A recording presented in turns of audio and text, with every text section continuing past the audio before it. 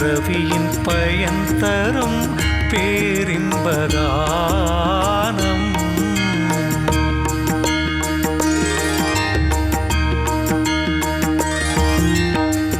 அருளுடன் பொருள் தரும் ஆனந்த கீதம். அதிர்வேன ஓங்கிய ஸ்ரீ விஷ்ணு பாதம். ஸ்ரீராம் ஸ்ரீராம் ஜெய ராம் ஜெய ஜெய ராம்.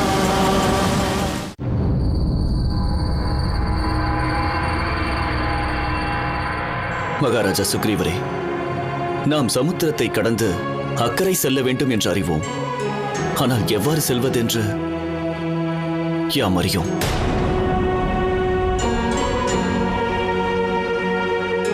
பிரபு, பிரம்மாண்டமான சாகரத்துக்கு நிகரான மனது நம் வீரர்களிடம் இருக்கிறது.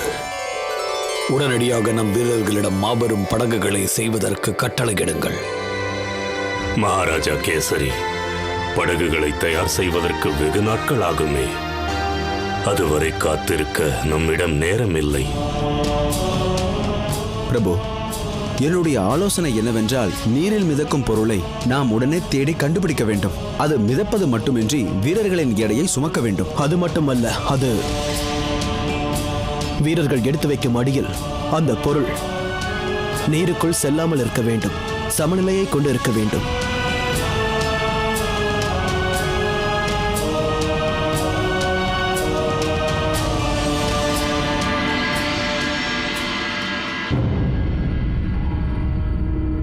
இளவரசே இந்திரஜித், சகோதரா விபீஷ்ணா, சேனாதிபதி நராந்தகா, என் குமாரர்கள் மற்றும் மந்திரி பிரதானிகளுக்கும் எனது வணக்கம். தங்களுக்கு செய்தி கிட்டியிருக்கும் என்று நம்புகிறேன். அந்த இரு வனவாசிகளான ராமனும் லக்ஷ்மணனும் கிஷ்கிந்தையின் வானர சேனைகளை அழைத்துக் கொண்டு சமுத்திரத்தின் அக்கறையில் நின்று கொண்டிருக்கிறார்களாம். நமது ஒற்றர்களின் தகவல் படி அவர்கள் இலங்கையின் மீது தாக்குதல் நடத்த விரும்புகிறார்களாம். மன்னிக்க வேண்டும் லங்கேஸ்வரா, இந்த செய்தி இலங்கை முழுவதும் தீயை போல் பரவிவிட்டது. பிரஜைகள் அனைவரும் கவலையில் உள்ளார்கள். யுத்தம் இலங்கையின் வாயிலை தட்டிக் கொண்டிருக்கிறது. தங்களின் வார்த்தையில் பயம் தென்படுகிறது தாத்தா அவர்களே. அமைதி காக்கவும் இளவரசே. உன் தாத்தா வயதில் மூத்தவர், மதிப்பிற்குரியவர், இங்குள்ள அனைவரிலும் அனுபவம் மிக்கவர். இவர் கூறியதை நாம் ஏற்கவில்லை என்றாலும் இவர் கூறுவதற்கு நாம் மரியாதை அளிக்க வேண்டும். சபையோர்களே, இலங்கைக்கு பிரச்சனை வந்த போதெல்லாம் உங்களை கலந்தாலோசித்த பிறகுதான் அந்த பிரச்சனைக்கு நான் தீர்வு காண்பேன்.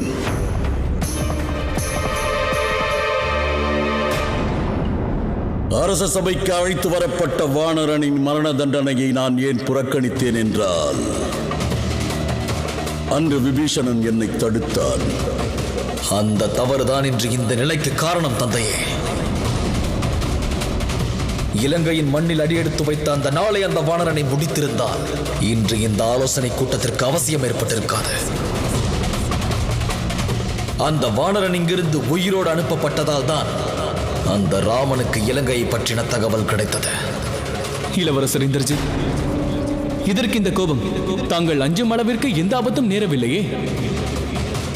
அவர்கள் வந்திருப்பது சமுத்திரத்தின் அக்கறைக்குதான். அவர்களால் 100 யோஜனைகளை கொண்ட இந்த மகா சமுத்திரத்தை கடந்து இலங்கைக்கு வருவதென்பது இயலாது.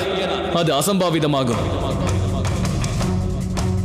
அந்த வனவாசி ராமனும் அவனுடன் இருக்கும் அந்த பயனற்ற வானர சேனையும் சமுத்திரத்தை எவ்வாறு கடப்பது என்று ஆலோசித்துக் கொண்டே இருப்பார்கள். அவர்களால் வேறெதுவும் செய்ய இயலாது.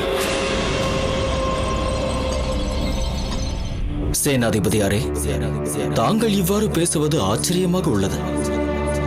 ஏனென்றால் ஸ்ரீ ராமரின் பராக்கிரமத்தை தாங்கள் நேரடியாக கண்டவர் அல்லவா? யுத்த பூமியில் உங்கள் உயிரை சூர்பனையும் அகம்பனனும் இணைந்துதான் காப்பாற்றினார்கள்.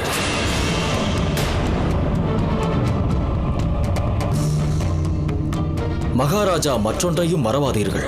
சத்ருவின் தூதுவனான ஹனுமன் மகா சமுத்திரத்தை கடந்து இலங்கை வந்தான். அப்படி என்றால் இனி இந்த இலங்கை முகவரியற்றதல்ல. தனித்து வந்த அந்த வானரன் நம் இலங்கையை பஸ்மமாக்கினான். நம் படையில் இருக்கும் பராக்கிரமசாலிகள், வீரர்கள், மெய்காப்பாளர்கள் இவர்களில் எவராலும் அவரை தடுக்க முடியவில்லை. அப்படி என்றால் தற்போது நம் நாட்டின் பாதுகாப்பு முறியடிக்கப்பட்டு விட்டது. அப்படி என்றால் நீ கூற வருவது என்ன? நான் என்ன செய்ய வேண்டும் சொல். மகாராஜா, நாம் ஸ்ரீ ராமரை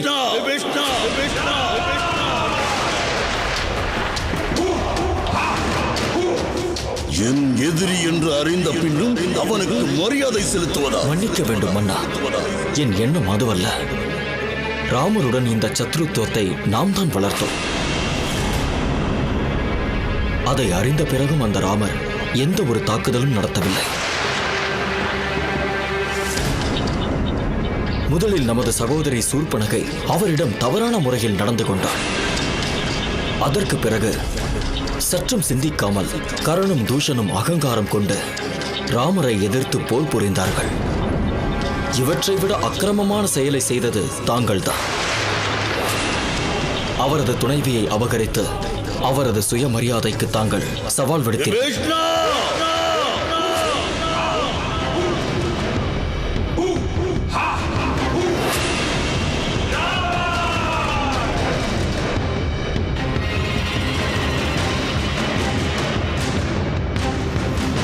தவறாக எண்ண வேண்டாம். தவறிழைத்தது நாம் தான். ஆதலால் அதற்கான பிராயச்சித்தத்தையும் நாம் தான் தேட வேண்டும். தேவி சீதையை மிகுந்த மரியாதையுடன் அந்த ராமரிடம் ஒப்படைக்க வேண்டும்.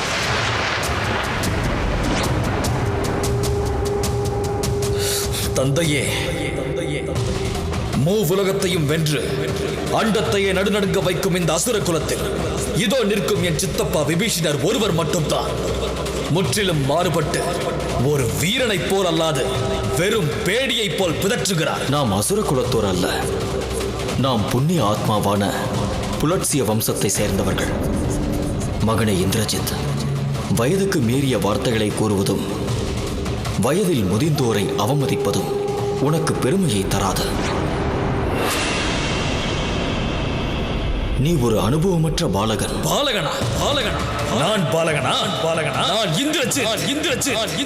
இந்திரனையே வென்று அந்த பட்டத்தை பெற்றவன். தைத்தியர்களையும் நாககுலத்தையும் அடிமைப்படுத்தியவர். ஐராவதத்தின் தந்தத்தை பிடுங்கி எடுத்து அந்த இந்திரனையும் அவனோடு இருந்த தேவர் படைகளையும் ஸ்வர்க்கத்தில் இருந்து பூமிக்கு துரத்தி அடித்த அதே இந்திரஜித் உங்கள் பார்வையில் அனுபவமற்ற பாலகனா? பாலகனா? பாலகனா?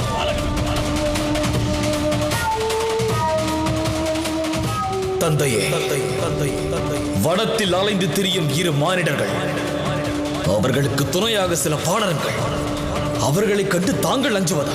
அச்சமில்லை மகனே. அச்சம் என்பது இந்த லங்கேஸ்வர நகராதியில் இல்லை மேகநாதா. நரன் வானரன் அவர்கள் என்னை அழிப்பது. மகாராஜா இலங்கேஸ்வரா, நான் தங்களை என் தந்தைக்கு நிகராக கருதுகிறேன். தாங்கள் எனக்கு மன்னர் மட்டுமல்ல, எனது தமையனாவீர்கள். யாரை சாதாரண மனவாசி என்கிறீர்களோ அவர் வீரத்தை குறைத்து எடைப்பட வேண்டாம். மாவீரர்களான சுபாகு, கபந்தன், விராடன், கரண், தூஷணன், திருஷுரா இவர்களை எல்லாம் விட சக்தி வாய்ந்த வீரரான வாலி இவர்கள் அனைவரையும் தன் பாணத்தால் தகனம் செய்து யமலோகம் அனுப்பி வைத்தார். எந்த வானரனை தற்போது ஏளனப்படுத்துகிறீர்களோ அந்த வானரனின் செய்கையினால் தான் இன்று இலங்கை சொர்ணாபுரியில் இருந்து அமங்கலாபுரியானது. கண்ணை பறிக்கும் அழகான சொர்ணாபுரிகள் இன்று தனது வடிவிழந்து பொலிவிழந்து கருகிய நிலையில் காணப்படுகிறது மன்னா. சகோதரா, நான் நமது வம்ச விருத்தியைத்தான் எண்ணுகிறேனே தவிர அதன் வீழ்ச்சியை அல்ல. தங்களின் கருத்து இவ்வளவுதானா? தங்கள் பேச்சு வெறும் கோழைத்தனமாக உள்ளது. நான் தர்மத்தை நிலைநாட்டுவதற்கான முயற்சியை செய்து கொண்டிருக்கிறேன். சத்திய தர்ம விதிகளை நினைவில் கொள். இதுவே தர்மத்தாயின் நியாயச்சொல். தான் என்ற அகந்தையில் இதை மறந்தால் காலன் தன் செயலால் அதை நினைவூட்டுவான். தசானந்தரே, தாங்கள் மோக வலையில் சிக்கிக்கொண்டு மாற்றானின் மங்கையை தனதாக்கிக் கொள்ள வேண்டும் என்று அபகரித்து வந்தீர்கள். ஆனால் வந்தவள் பெண் அல்ல, யமனின் பாசக்கயிறு. விபீஷணா!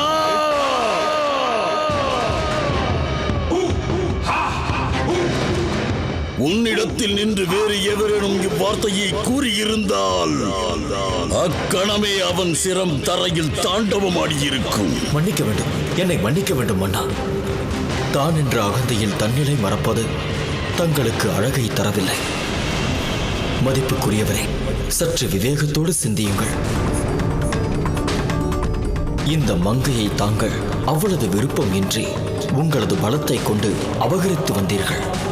ஆனால் அவள் தற்போது அபாய சின்னமாக திகழ்கிறாள். ஆதலால் தான் தங்களிடம் இருகரம் கூப்பி விண்ணப்பிக்கிறேன் சகோதரா. தயை கூர்ந்த சீதையை தக்க மரியாதையோடு ராமரிடம் ஒப்படைத்து விடுங்கள். அவ்வாறு செய்வதால் தங்கள் கௌரவம் மட்டுமல்ல, உலகிலும் உங்களது புகழ் அதிகரிக்கும். புகழ் பரவாது, அவமானம் தான் பரவும். அனைவரும் என்னை கோழை என்பார்கள். வீரர்கள் நிறைந்த சபையினில் என்னை ஏளனப்படுத்துவார்கள். வீரன் என்பவன் ஒரு முறை அவன் முடிவை எடுத்து விட்டான் என்றால் அதன் பிறகு அந்த முடிவில் மாற்றம் இருக்காது. அவ்வாறு இருந்தால் அவன் வீரத்திற்கே களங்கம். ஆனால் நீதி ஆண்மையற்ற ஆடவரின் தப்பிக்கும் வார்த்தைதான் இந்த நீதி. ஒரு வீரன் அந்த வார்த்தையை விரும்ப மாட்டான். சக்திக்கு சாதகமாக இருப்பதுதான் நீதி. சக்தி வாய்ந்தவன் எதை செய்தாலும் அதுதான் நீதி, அதுவே தர்மமாகும். இல்லை சகோதரா, இல்லை. வேண்டாம் சகோதரா, இது அதர்மமாகும். அதர்மம் என்றும் ஒருவனை அழிவு பாதைக்குத்தான் அழைத்துச் செல்லும். எத்தகைய பலசாலியாக இருந்தாலும் அதர்மத்தை கொண்டு தர்மத்தை வெல்ல முடியாது. தங்களது இந்த அதர்ம செயலினால் அசுர குலமே அழிந்துவிடப் போகிறது. அசுர குலத்தின் எதிர்காலத்திற்காக நான் தங்கள் பாதங்களை பிடித்து மன்றாடி கேட்டுக்கொள்கிறேன். என் வேண்டுகோளை ஏற்றுக்கொள்ளுங்கள். என் கால்களை பிடித்து நீ பிரார்த்தனை செய்வதற்கும் அருகதையற்றவனாகிவிட்டாய். உலகையும் தனது காலடியில் வைத்திருக்கும் இந்த ராவணனை தனது சத்ருவின் காலில் விழுவதற்கான சதி திட்டத்தை தீட்டுகிறாயா? உன் துரோகச் செயல் எனக்கு புரிந்துவிட்டது. அந்த வானரன் முதலில் உன் இல்லத்திற்கு வந்திருக்கிறான். சீதையின் இருப்பிடத்தை நீதான் கூறியிருக்கிறாய்.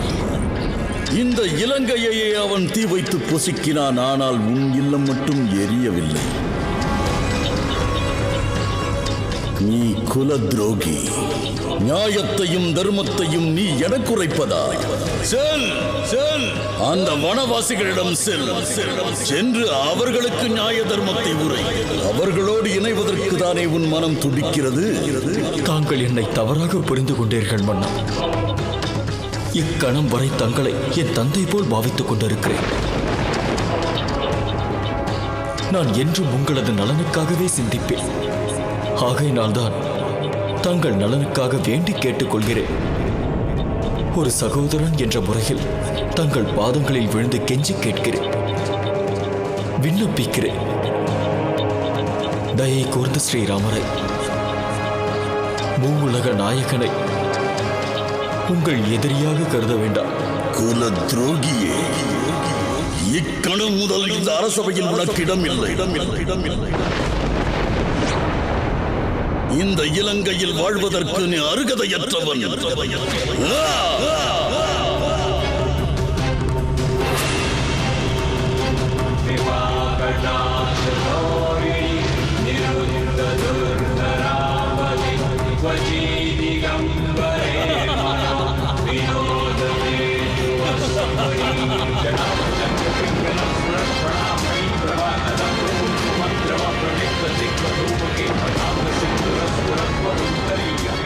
விநாசகாலே விபரீத புத்தி.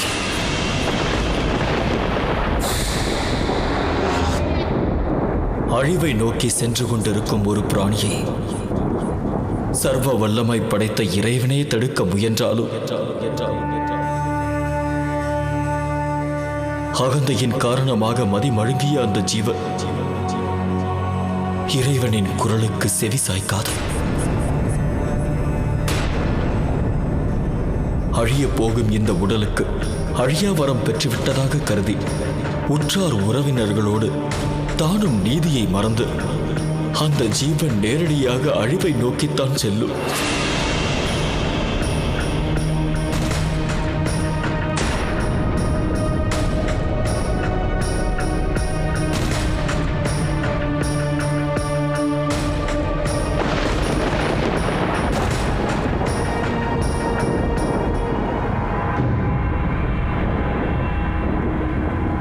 இலங்கையின் வேந்தனே, எந்த ஒரு ஜீவராசியாக இருந்தாலும் அது உயிருடன் வாழும் வரை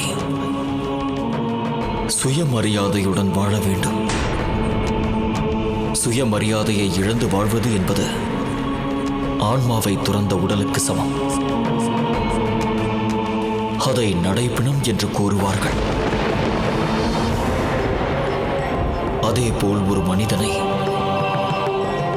நிறைந்திருக்கும் சபையிலே அனைவரின் முன்னிலையில் அவமதிப்பது என்பது மரண தண்டனையை விட கொடியதாகும்.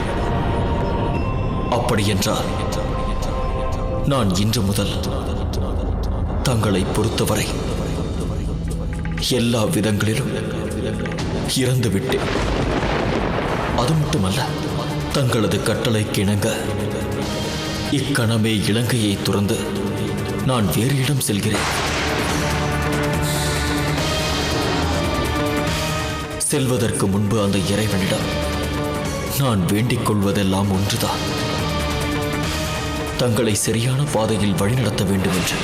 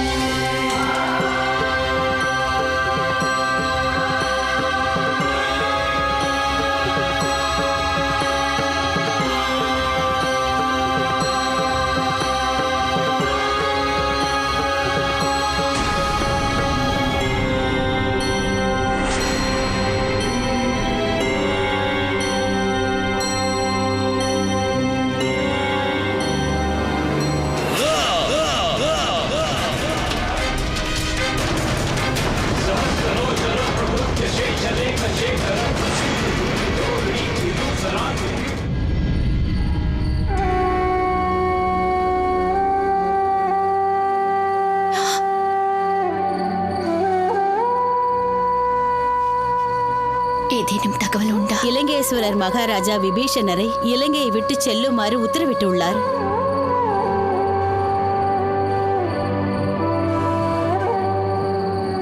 அவர் செய்த தவறு? தக்க மரியாதையுடன் உன்னை ஸ்ரீராமரிடம் உடனடியாக ஒப்படைக்க வேண்டும் என்று அவர் இலங்கேஸ்வரனிடம் கூறினார். இலங்கையை அழிவிலிருந்து தடுப்பதற்காக அவர் இலங்கேஸ்வரனின் காலையும் பிடித்தார். ஆனால் என்ன மாதா? சகோதரர் என்றும் கருதாமல் இலங்கேஸ்வரர் அவரை எட்டி உதைத்தார். என்ன? ரகுநந்தருக்கு சாதகமாக பேசிய காரணத்தால் இந்த இலங்கையை விட்டு உடனடியாக செல்லுமாறு விபீஷ்ணருக்கு கட்டளையிட்டு விட்டார். அவன் செய்யும் பாவங்களுக்கு விரைவில் அழிவு நெருங்கப் போகிறது. பருக நீர் இருந்தும் பருக இயலாத பிராணியைப் போல் நாம் அனைவரும் திக்கு தெரியாமல் அமர்ந்து கொண்டிருக்கிறோம். இலங்கைக்கு செல்வதற்கு எந்த ஒரு மார்க்கமும் நமக்கு தென்படவில்லை.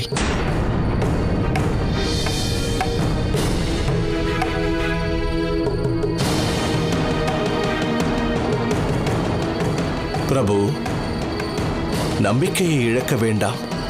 சமுத்திரத்தை கடப்பதற்கு நிச்சயம் வழி கிட்டும். எப்பொழுது அஞ்சனை மைந்தா? எதுவரை இவ்வாறு அமர்ந்து காத்துக் கொண்டிருப்பது?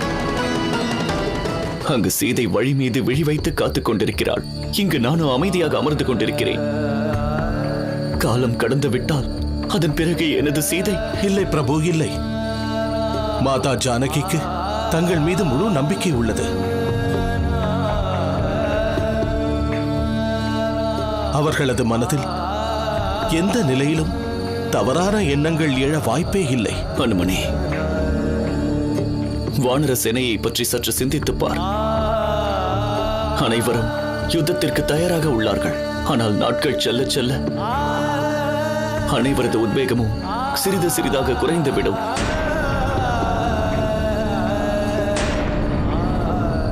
அதன் பிறகு யுத்தத்திற்கு எவரும் துணிய மாட்டார்கள்.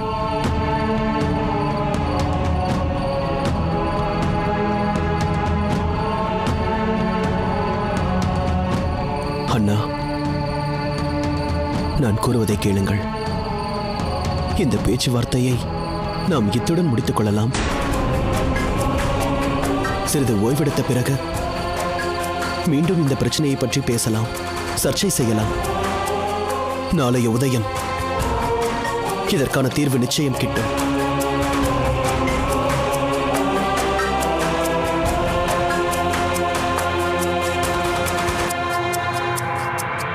இலங்கையை விட்டு சென்றுவிடு என்று மகாராஜா கட்டளையிட்டு விட்டார்.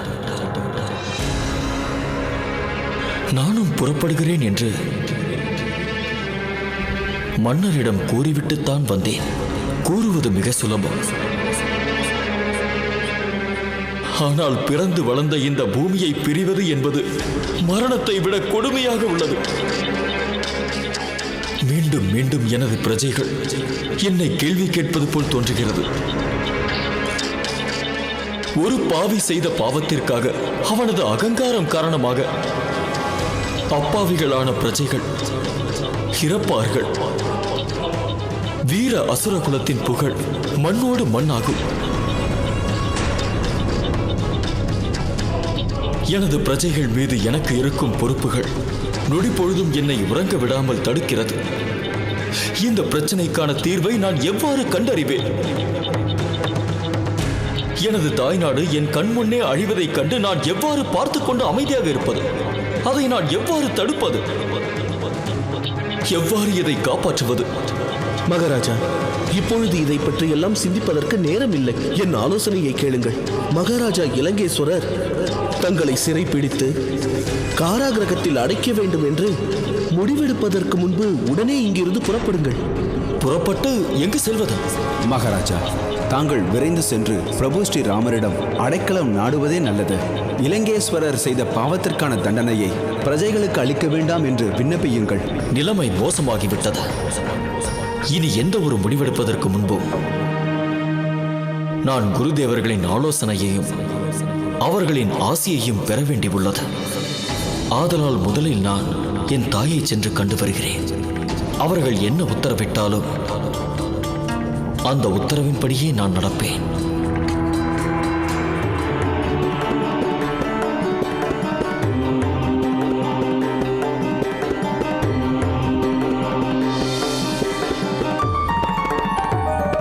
நீடூழி வாழ்வாயாக.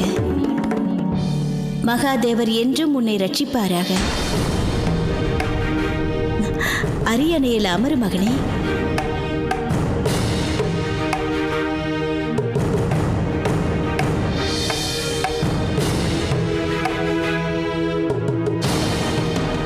ஒரு மாபெரும் பிரச்சனைக்கான தீர்வை தேடி நான் இங்கு வந்துள்ளேன் அம்மா. தயை கூர்ந்து வழிகாட்டுங்கள். உன் முகத்தில் பொலிவில்லை, பேச்சில் தெளிவில்லை. அவ்வாறு என்ன நேர்ந்தது? தமையன் ராவணேஸ்வரர் என்னை இலங்கையில் இருந்து விரட்டிவிட்டார். என்ன? அனைவரும் வீற்றிருக்கும் அரசவையில் என்னை அவமதித்து விட்டார். இருப்பினும் எதற்காக?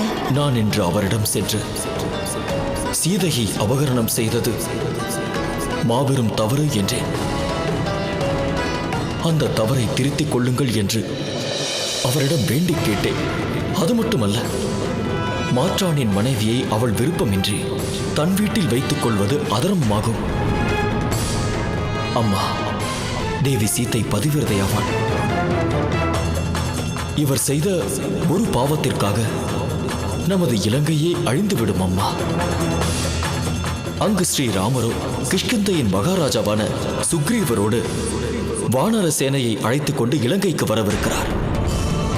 ஆனால் நமது மந்திரிகளோ நான் கூறியது தவறு என்றும் ராமலட்சுமணனை பற்றி கவலைப்பட வேண்டாம் என்றும் அசுர சேனை அவர்களை வதம் செய்துவிடும் என்றும் கூறுகிறார்கள். ஆனால் அனைவரும் ஒன்றை மறந்துவிட்டார்கள். அந்த ராமரின் ஒரு தூதர் நமது இலங்கையையே சர்வநாசம் செய்து விட்டார். மொத்தமாக தீக்கிரையாக்கிவிட்டு சென்றார். அவர்களின் சக்தியை குறைத்து எடை போடக்கூடாது. ஒரு பெண்ணிற்காக மிகுந்த சக்திசாலியான ஒரு வீரனை நாம் எதிர்க்க கூடாது. நாம் தேவி சீதையை தக்க மரியாதையுடன் அவர் கணவரிடம் ஒப்படைக்க வேண்டும். ஆனால் நான் கூறிய விஷயம் அவருக்கு பிடிக்கவில்லை. நான் சகோதரரின் காலில் விழுந்து அவரிடம் வேண்டி கேட்டேன். அது மட்டுமல்ல, சகோதரரிடம் அவர் கர்வத்தை துறந்து இலங்கையின் அழிவிலிருந்து காக்குமாறு கோரிக்கை விடுத்தேன். ஆனால் அவர் தன் கால்களை கொண்டு என்னை எட்டி உதைத்து விட்டார். அத்துடன் இலங்கையை விட்டு சென்றுவிடு என்று கூறிவிட்டார். ராவணன் இவ்வாறு செய்திருக்க கூடாது. ஆனால் இதை தவிர உன்னிடம் வேறு எந்த வழியும் இல்லையே விபீஷணா? மன்னர் கட்டளை இட்டிருக்கிறார். நீ இங்கிருந்து சென்று விடு. அம்மா, என் மந்திரிகளையும் நண்பர்களையும் அழைத்துக் கொண்டு நான் பிரபு ஸ்ரீராமரிடம் அடைக்கலம் தேடப் போகிறேன். அவர் மூலமாக இலங்கையில் வாழும் அப்பாவி பிரஜைகள் அழிவதை நான் விரும்பவில்லை.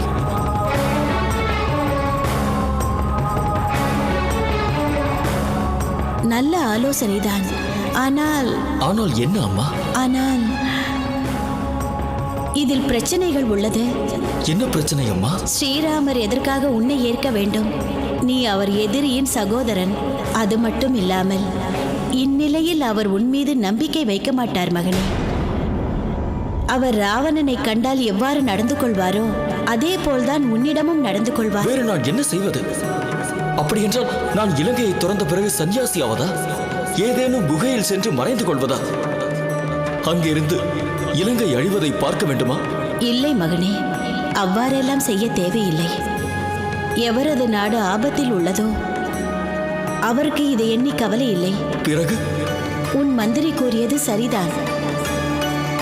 பிரஜைகளின் நலனுக்காக நீ உனது உயிரை துச்சமாக எண்ணி பிரபு ஸ்ரீராமரிடம் செல்ல வேண்டும்.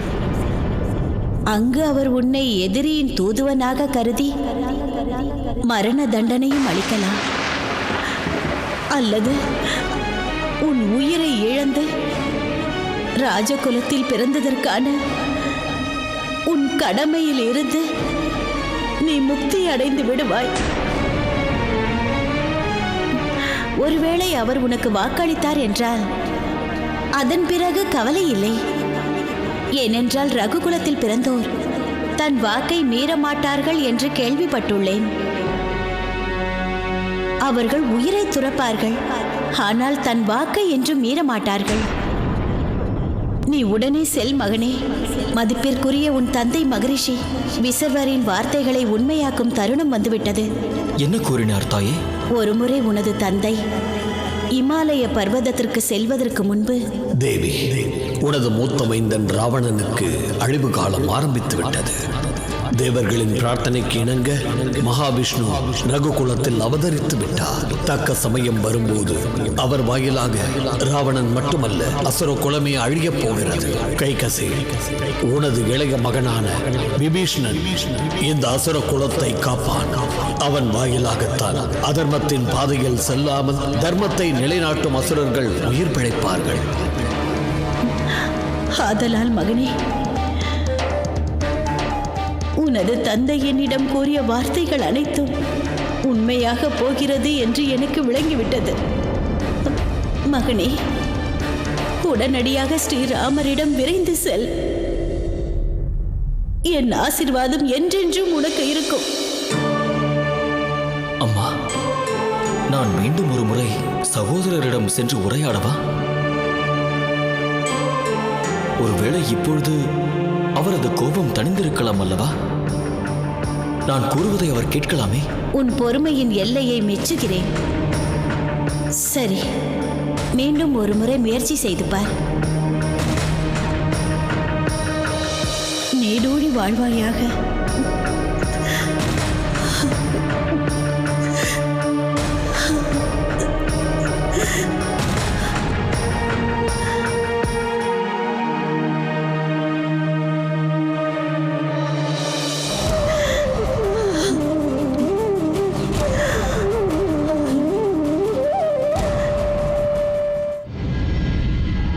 விபீஷணா, உனது உயிர் மீது உனக்கு ஆசை இல்லையா?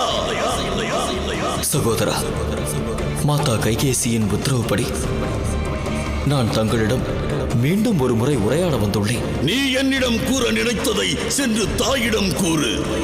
சகோதரா, வேதங்களிலும் புராணங்களிலும் ஒரு மனிதன் எவ்வாறு வாழ வேண்டும் என்று தெளிவாக எழுதப்பட்டுள்ளது. எந்த ஒரு மனிதனும் ஆசையில் மயங்கி தவறிழைப்பது சகஜம். அதற்கான கர்ம பலனை அடைவது நியதி. அது மட்டும் இல்லையென்னா, சாஸ்திரப்படி சத்தியத்தின் வழி நடப்பவர்களுக்கு கர்ம பலனில் இருந்து விமுக்தியும் உண்டா. எந்த சீதை நமது அசுர குலத்திற்கே மரண தேவியாக வந்துள்ளாரோ அவர்களையே மனம் முடிக்க எண்ணுகிறீர்களே. யார் தங்களை அழிவில் இருந்து காப்பாற்ற முயல்கிறார்களோ. இங்கே உணவை உண்டு விசுவாசத்தை அவனுக்கு காட்டுகிறாயா? என் கருணையால் நீ இங்கே இருக்கிறாய், ஆனால் அந்த சத்ருவின் கைகளில் என் மரணம் இருக்கிறது என்கிறாயா? உடனே உன்னை போன்ற ஒரு சகோதரன் இருப்பதை விட விட்டு விடுங்கள். வேண்டாம் சுவாமி.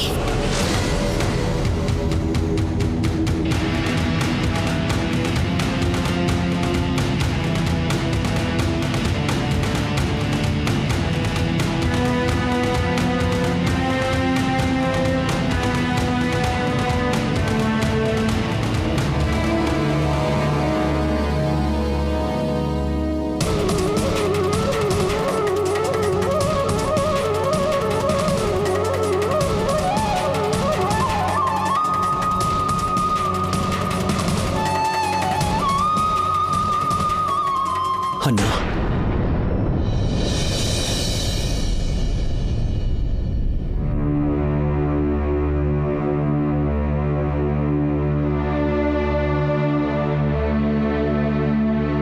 லக்ஷ்மணா, நான் என் இமைகளை மூடும் போதெல்லாம் சீதை என் கண் முன்னே வருகிறாள். அவள் என் முன்னே வந்து, ராவணன் பிடியிலிருந்து எப்படியாவது காப்பாற்றுங்கள். இங்கு எப்பொழுது வருவீர்கள் ரகுநந்தரே? நான் என் இமைகளை திறந்தால் அவள் என்னிடம், நான் அடிபட்டு பரிதவிக்கும் இருப்பிடத்தை அறிந்த பின்பும் இன்னமும் எதற்கு காத்துக் கொண்டிருக்கிறீர்கள்? இலங்காபுரியின் மீது போர் தொடுத்து துஷ்ட ராவணனை ஏன் இன்னும் அழிக்காமல் இருக்கிறீர்கள்? லக்ஷ்மணா, சீதையை பற்றின தகவல் எனக்கு கிடைத்த பிறகும் என்னால் எதுவும் செய்ய முடியவில்லை. அதை எண்ணி எண்ணி எனது மனம் குற்ற உணர்ச்சியில் சித்திரவதை அனுபவிக்கிறது. அண்ணா, தாங்கள் கவலை கொள்ளாதீர்கள். இந்த சமுத்திரத்தை கடப்பதற்கு நிச்சயம் ஒரு வழி கிட்டும். அந்த நம்பிக்கை எனக்கு இருக்கிறது. அதன் பிறகு பூமி பூமி பூமி பூமி ஆகாயம் ஆகாயம் ஆகாயம் ஆகாயம் பாதாளம் பாதாளம் பாதாளம் இவற்றில் எதாலும் அன்னி சீதையை நாம் காப்பாற்றுவதை தடுக்க முடியாது.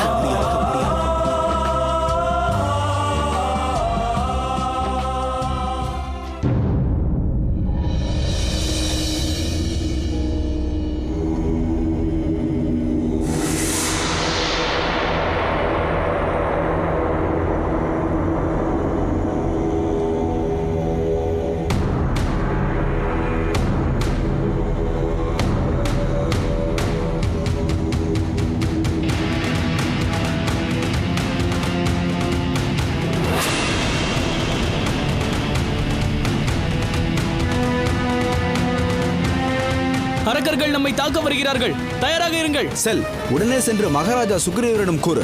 நான் இப்பொழுதே செல்கிறேன்.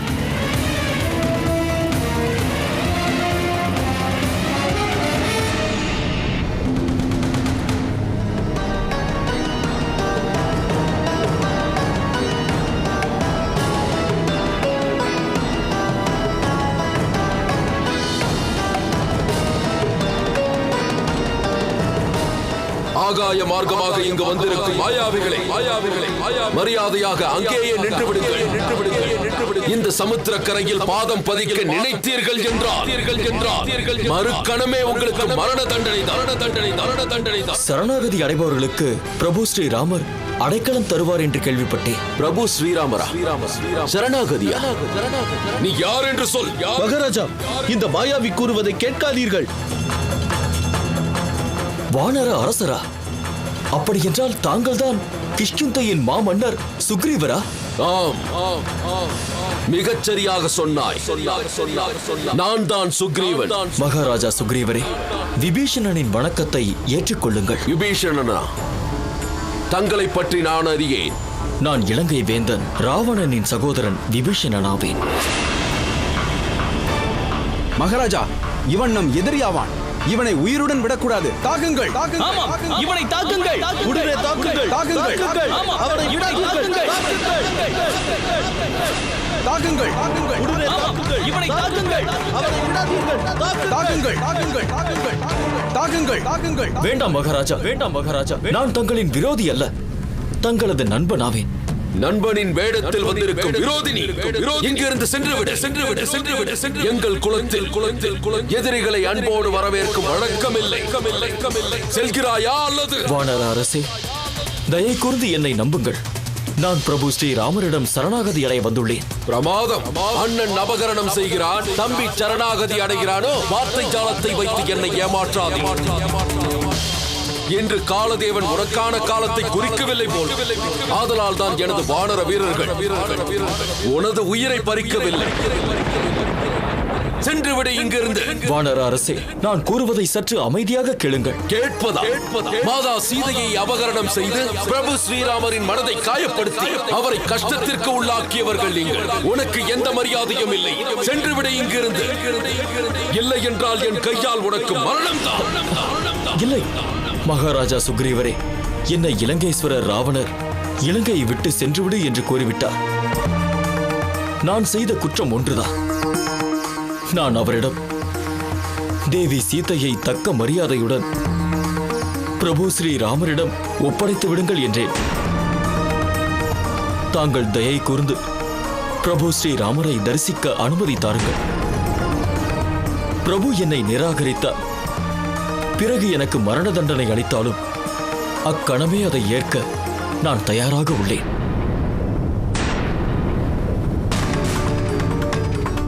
வானர அரசரான சுக்ரீவர் ஒரு ராம பக்தனை அவன் சுவாமியை தரிசிப்பதற்கு தயை கூர்ந்து தடையாகாதீர்கள்.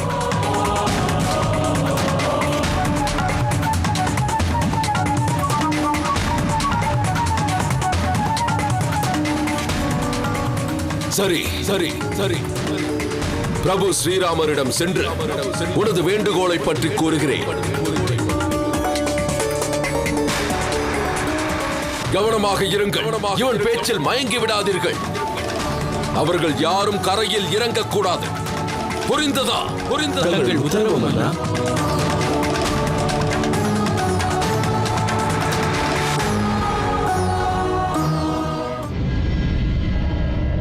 ஜாம்பவன் அவர்களே, விபீஷணரை பற்றி தங்களுடைய கருத்து என்ன? பிரபு, தங்களது கட்டளைக்கிணங்க நாங்கள் அனைவரும் ஒன்றிணைந்து இந்த பிரச்சனையை பற்றி விவாதித்து விட்டோம். எங்களது கருத்துப்படி நாம் அந்த ராவணனின் சகோதரனை நம்புவது ஆபத்தில் முடியலாம்.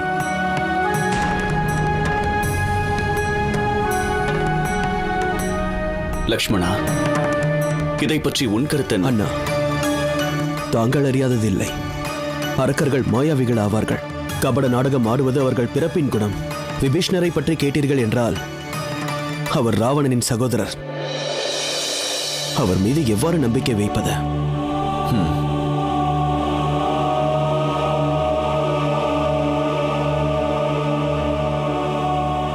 இளவரசே அங்கதா. பிரபு, விபீஷணர் தங்களை சந்திக்கும் சாக்கில் நமது சேனையை சோதிப்பதற்காக வந்திருப்பார்.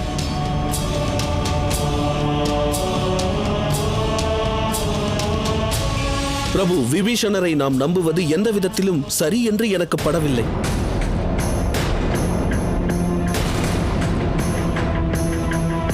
இங்கு விபீஷணரை பற்றின சர்ச்சை எவ்வாறு எழுந்தது?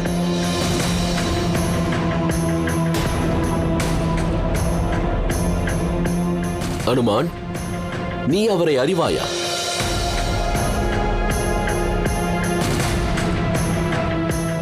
ராவணனின் இளைய சகோதரன் விபீஷணன். அவனும் அசுர குலத்தை சேர்ந்தவன், ஆதலால் அவனும் துஷ்டனாகத்தான் இருக்க வேண்டும். தவறு இளவரசே. குலத்தை கொண்டு குணத்தை தீர்மானிக்காதே. நன்னடத்தையை கொண்டு அரக்கனும் அமரனாகலாம்.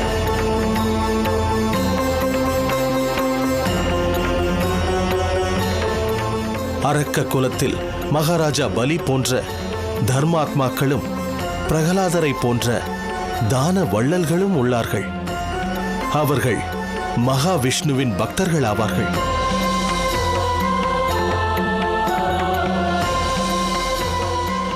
அதைப் போலவே விபீஷணரும் அசுர குலத்தில் பிறந்தாலும் ஹரியின் பரம பக்தனாவார்.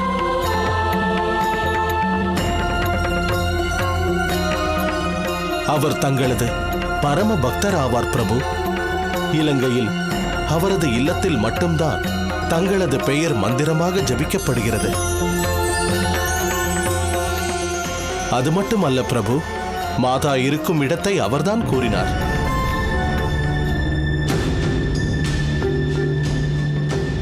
ஒருவேளை விபீஷணர் இங்கு வந்துள்ளார் என்றால் நாம் அவரை தக்க மரியாதையுடன் வரவேற்க வேண்டும் பிரபு.